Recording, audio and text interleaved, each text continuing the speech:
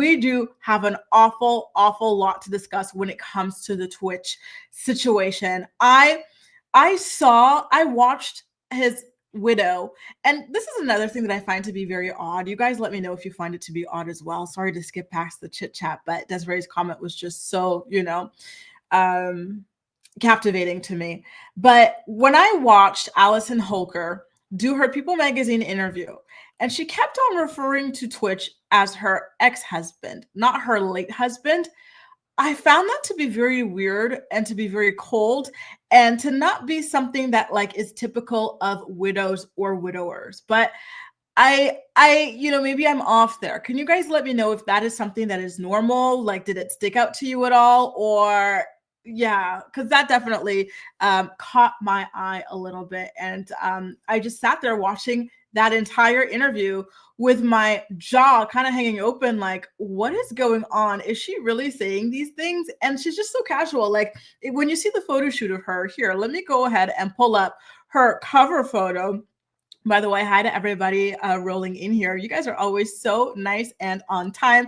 And you particularly, Ali, you are always like the first comment up there, just before we get rolling. And I just find it to be so adorable. I love our routine, everybody.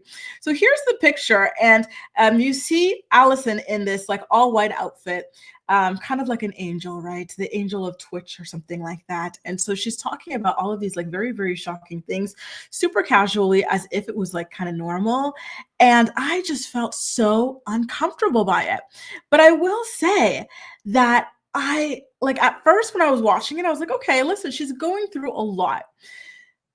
And again, we're gonna go over a lot. We're gonna cover at least 20-30 minutes of Twitch, y'all. So this is just a little preliminary discussion there.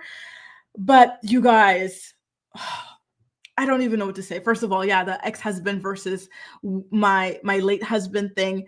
And then when I watched it, I was confused about why she's coming out with this. And then, she talked about having a book. I said, okay, well, listen, she has a right to earn a living, to tell her story as his surviving wife. And she's going through stages of grief. And this is a grief that I will hopefully never, ever, ever understand in my life. So for that, I say, okay, maybe she's got some anger towards him. And I know that it's difficult, and everybody wants everyone to be perfect and to not feel anger over their loved one choosing to pass away in this sense. But when you've got children together and the person leaves and there's no will, and so you're fighting with the government to have your share of like the house that you guys bought together and like the assets that you guys amassed together, yeah, I think that you are well within your right to feel a certain level of resentment and of anger. So I could never fault her or fault anybody else in that position for feeling that way. But there's just so much like weirdness here. And everybody has been calling her out. Ali, that's a question that some of Twitch's loved ones have put out there now. They're saying, listen, now we're wondering, what's really going on with you? And here's the thing, Twitch's loved ones have been talking about her for years, y'all.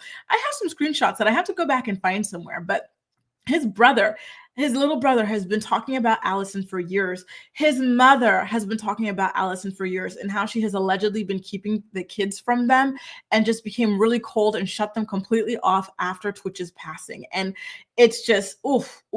I don't even know what to say.